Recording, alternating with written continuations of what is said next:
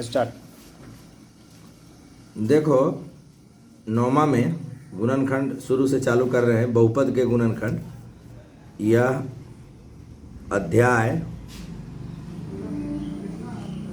3 है और ये पेज जो है पेज नंबर 71 पर है, भारती भवन से।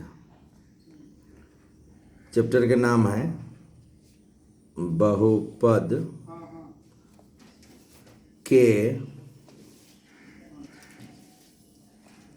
गुणनखंड।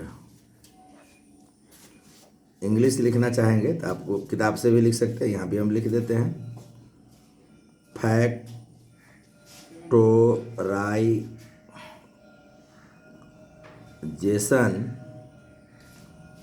ऑफ पोलाइनोमियल्स।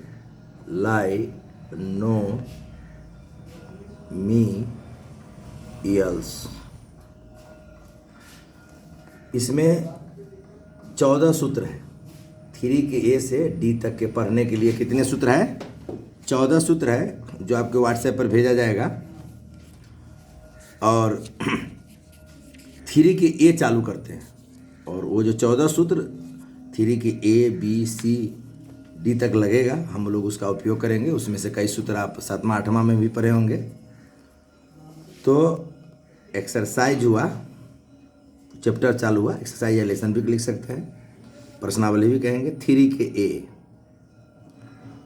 तो हम पहला सवाल बना के आपको दिखाते हैं, इसको देखेंगे, आपको आता होगा। यदि 7वां में 8वां में बीजगणित पढ़े होंगे तो बहुत ही आसान है।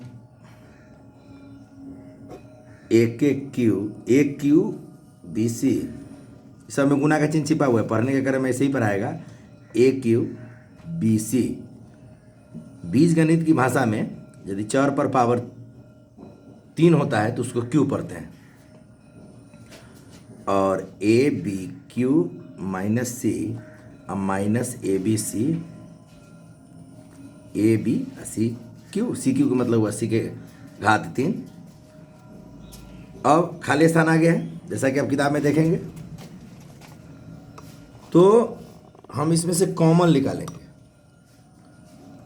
कॉमन के मतलब उभयनिष्ठ होता है उसका हिंदी, उसको सर्वनिष्ठ भी कर सकते हैं। सर्वनिष्ठ मतलब सभी जगह जो पद या चर उपलब्ध हो, अंक भी रहता है।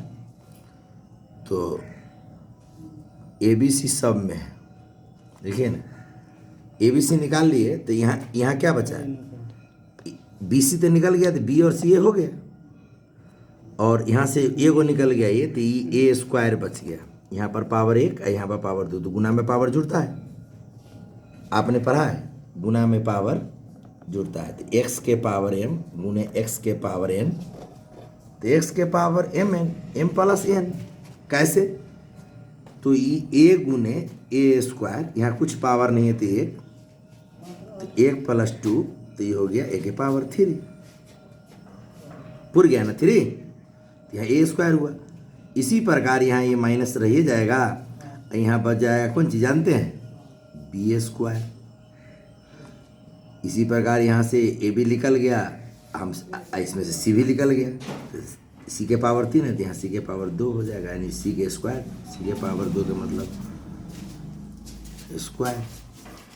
देख रहे हैं? मान लेते हैं गलत है, मान लेते हैं थोड़ा देर के लिए। तो इस ए बी सी से ए स्क्वायर में गुना कीजिए तो इतना पुर गया, यहाँ पर पावर 1, ये पूरा पर चला गया। अब ए बी सी से इसमें गुना कीजिए तो इतना पुर जाएगा। अब क्या करना है? ए बी सी से इसमें गुना कीजिए तो इतना पुर जाएगा। इसका मतलब हम लोग ए बी सी जो कॉमन लिए, इसके मतलब कोष्ठ में यही बचेगा।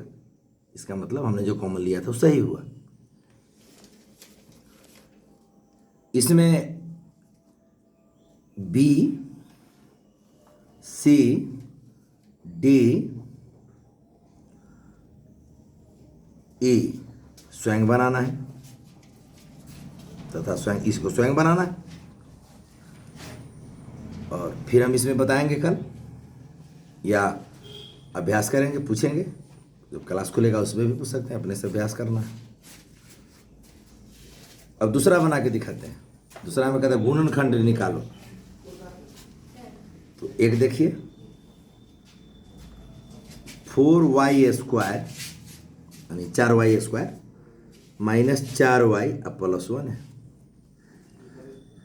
तो फर्स्ट इंटू लास्ट से भी बनेगा, अब बिना फर्स्ट इंटू लास्टों के बनेगा। फर्स्ट इंटू लास्ट पढ़ना भी है, 3 के सी में उसका विशेष डिटेल है। तो देखिए ना, हम लोग इसको ऐसा कर सकते हैं और इसको ऐसा कर सकते हैं,